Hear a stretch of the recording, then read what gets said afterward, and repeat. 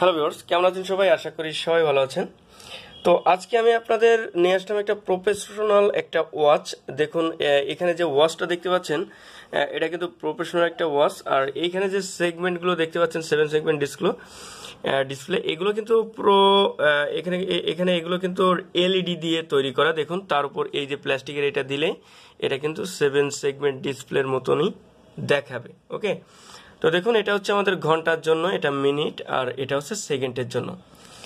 তো আপনারা এখানে দেখতেই পাচ্ছেন। আর এটাই হচ্ছে এর মাদারবোর্ড যেটাকে বলে, এটা হচ্ছে আপনার মাইক্রোকন্ট্রোলার দিয়ে তৈরি। আর এটা হচ্ছে আরটিসি মডিউল, যার মাধ্যমে পুরো টাইম কন্ট্রোল হয়, অর্থাৎ টাইম ঠিক থাকে কারেন্ট যাওয়ার পরও বা এই সিস্টেমে পাওয়ার চলে যাওয়ার পরও। আর এখানে এই সার্কিটের সব থেকে ভালো গুণ হচ্ছে এই যে এখানে যে ঘড়িটা আছে এর টাইমটা আপনি চেঞ্জ করতে পারবেন রিমোটের সাহায্যে, তারপর বাটনের সাহায্যে। অর্থাৎ টাইম যদি কখনো উল্টো পাল্টা হয় তা আপনি কিন্তু চেঞ্জ করে দিতে পারবেন।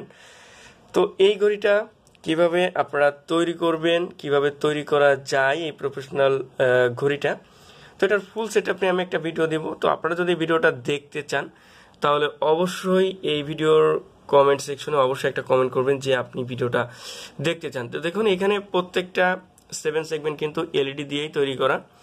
এই যে দেখুন প্রত্যেকটা 7 সেগমেন্ট কিন্তু এলইডি দিয়েই তৈরি করা এই যে।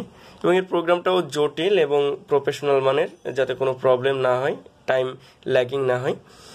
তো দেখুন আমি একটু পাওয়ার টপ করে দিয়ে আপনাদের দেখাই এটা কেমন দেখায়।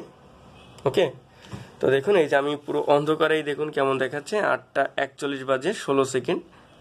ওকে, মনে হচ্ছে এটা কিন্তু 7 সেগমেন্ট ডিসপ্লে, কিন্তু আপনাদের দেখালাম এটা এলইডি দিয়ে, তারপরে তার উপর প্লাস্টিক দেওয়া।